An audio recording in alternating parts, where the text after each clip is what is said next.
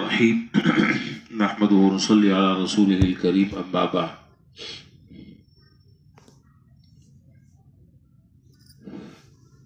مسند احمد کی یہ روایت کل شروع کی تھی، جس روایت میں حضور اکرم صلی اللہ علیہ وسلم نے 7 باتیں ارشاد فرمائیں، اور ان میں سے ہر بات بڑی اہم اور قابل عمل ہے۔ ان میں سے پہلی بات کا مختصراً بیان کل ہو چکا، جس کا حاصل یہ تھا کہ سرکار دو عالم نبی کریم صلی اللہ علیہ وسلم نے ارشاد فرمایا کہ جو شخص دنیا میں کسی مومن کی تکلیف کو دور کرے گا، قیامت کے دن اللہ تعالیٰ اس کی تکلیف کو دور فرمائیں گے۔ اس سے متعلق بات ہو چکی ہے۔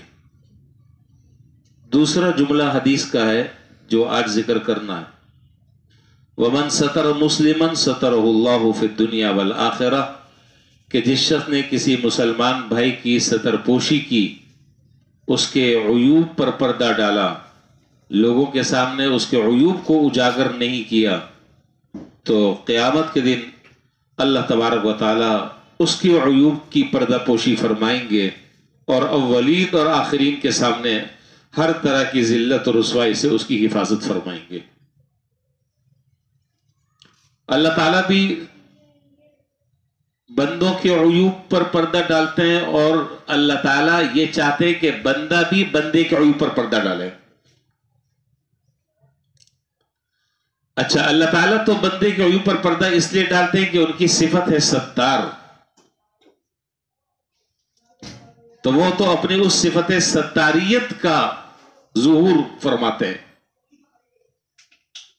اور بندہ بندے کے عیوب پر پردہ ڈالتا ہے یا نہیں ڈالتا، تو ڈالنا چاہیے۔ وہ اس لیے کہ ہر آدمی کسی نہ کسی کوتاہی اور غلطی اور خطا کا شکار رہتا ہے۔ ہر انسان غلطی کا پتلا ہے۔ اب ایک آدمی کو پتا ہے کہ اگر میں نے کسی کے عیوب دوسرے کے سامنے ظاہر کیے تو اگلا بندہ پھر میری ہسٹری سب کے سامنے کھول کے رکھ دے گا، پورا ڈیٹا میرا سامنے رکھ دے گا۔ تو اس لیے چونکہ وہ بھی کمزور ہے، اگلا آدمی بھی کمزور ہے، اس لیے حکم یہ ہے کہ اگر تم کسی آدمی کے اندر کوئی ایسا عیب دیکھو، کوئی ایسی برائی دیکھو کہ جو برائی اس کی ذات تک کے محدود ہے، یہ میں قید لگا رہا ہوں، اس کو میں ذرا سا سمجھانا چاہتا ہوں، سمجھ لیں اس کو۔ اگر کسی آدمی کے اندر تم ایسا عیب دیکھو، کوئی ایسا گناہ دیکھو کہ جس کا اثر اس کی ذات تک کے محدود ہے، تو اس پہ پردہ ڈال دو۔ اور اگر وہ عیب اور وہ گناہ وہ ایسا ہے کہ جس سے دوسرے لوگ متاثر ہوتے ہیں، تو پھر پردہ ڈالنا یہ گناہ ہے۔ مثال کے طور پر ایک آدمی کی عادت ہے کہ وہ ہر دوسرے آدمی سے پیسہ لیتا ہے اور چکر دے دیتا ہے۔ ہر آدمی کو لیا، ٹوپی پہنا دی، بڑا فنٹر قسم کا بندہ ہے، چکر باز، دغا باز۔ تو اب آپ نے دیکھا کہ یہ جو آدمی ہے، اس کی ایک چوتھے آدمی سے اب اس نے الیگ سلیگ شروع کی ہے۔ اس چوتھے آدمی سے اس نے اپنے روابط اور مراسم بڑھانے شروع کیے ہیں، اور پہلے وہ یہی کرتا ہے کہ پہلے سلام دعا رکھتا ہے، تعلقات بناتا ہے اور الیگ سلیگ کرتا ہے، اور اس کے بعد پھر آہستہ آہستہ آمدم برسر مطلب اپنا مدعا جو ہے وہ رکھ دیتا ہے۔ تو یہ اس کا طریقہ واردات ہے۔ تو ہر آدمی سے اس طرح کرتا رہتا ہے۔ آپ نے دیکھا کہ یہ جو آدمی، اس نے فلاں آدمی کے ساتھ جو ہے وہ تعلقات ذرا استوار کرنے کی کوشش شروع کر دیے، تو اس کو آپ نے جا کے بتا دیے کہ بھائی دراصل خیال سے رہنا، یہ آدمی اس کا جو آخری تیر چلتا ہے اور آخری جو اس کا ہدف ہے وہ آپ کی جیب پر ڈاکہ ہے۔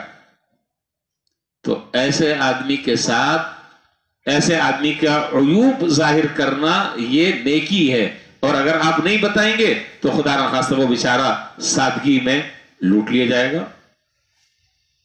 اور یہ بات میں نے کیا کہی کہ اگر اس چیز کا تعلق دوسرے آدمیوں سے وابستہ ہے تو پھر اسے پردہ نہیں ڈالنا ہے، پھر پردہ اٹھانا ہے۔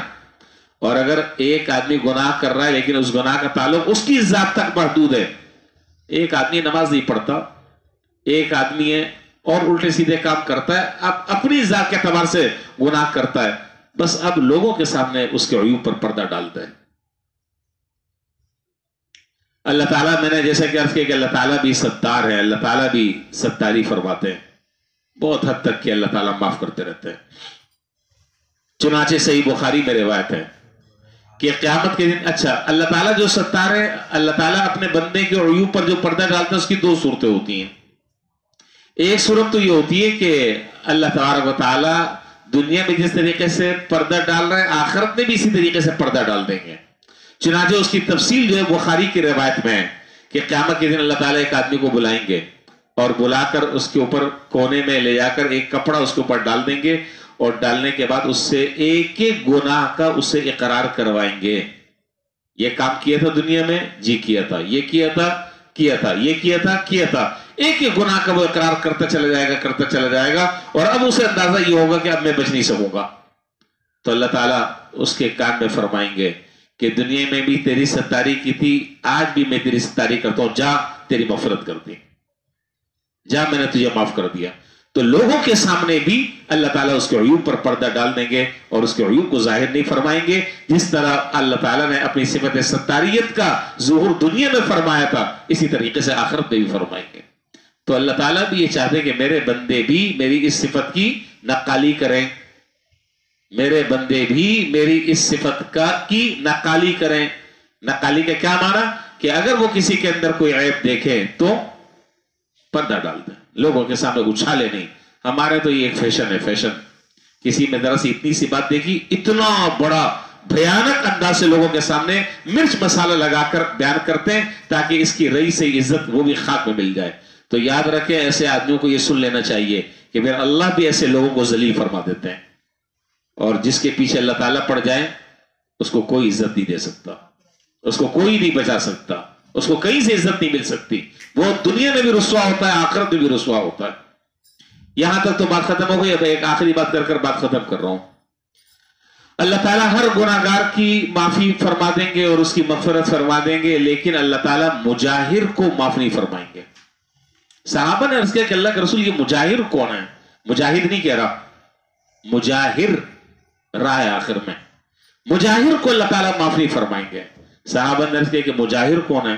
آپ نے فرمایا کہ مجاہر وہ آدمی ہے کہ رات کو گناہ کیا چھپ کر، چوری چپکے، اور جب صبح ہوئی تو لوگ اللہ تعالیٰ نے تو اس کے عیب پر پردہ ڈالا، جب صبح ہوئی تو لوگوں کے سامنے بطور فخر کے کہنے لگا کہ میں نے تو رات فلاں گناہ کیا تھا۔ اس کا معنی یہ ہے کہ یہ آدمی اس قابل نہیں ہے کہ اس کے گناہ پر پردہ ڈالا جائے، اس لیے کہ یہ اپنے گناہ سے پردہ خود ہٹا رہا ہے، اپنے گناہ کی تشہیر لوگوں میں خود کر رہا ہے، اور اس کو بڑے فخر سے بیان کر رہا ہے کہ جی میں نے تو رات فلاں گناہ کیا، میں نے تو رات یہ کام کیا، میں نے تو رات وہ کام کیا۔ اللہ تعالیٰ پردہ ڈال رہے، یہ لوگوں کے سامنے بیان کر رہا ہے، تو مجاہر کو اللہ تعالیٰ معاف نہیں فرمائیں گے۔ بہرحال اب اس حدیث کو دوبارہ دیکھ لیں، حضور صلی اللہ علیہ وسلم ارشاد فرما رہے ہیں من ستر مسلما سترہ اللہ فی الدنیا والآخرہ۔ اس مضمون کی دوسری روایتیں بھی احادیث میں آئی ہیں، ان میں الفاظ کی تبدیلی ہے، حاصل جو ہے وہ ایک ہی ہے کہ جس شخص نے کسی مسلمان بھائی کی ستر پوشی کی، اس کے عیوب کو ظاہر کرنے کے بجائے پردے میں رکھا، اللہ تعالیٰ دنیا اور آخرت میں ایسے شخص کی پردہ پوشی فرمائیں گے اور اسے رسوا ہونے سے بچائیں گے۔ بات ختم ہو گئی۔ آخر میں اسی سے متعلق ایک دعا میں بتلا دیتا ہوں، بات آگئی ذہن میں تو بتا دیتا ہوں۔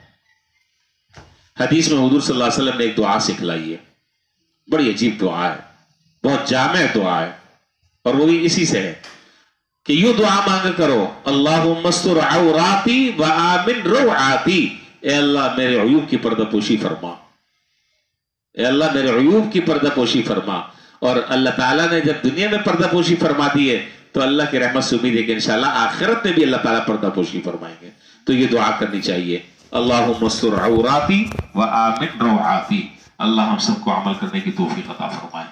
وآخر دعوانا الحمدللہ رب العالمین۔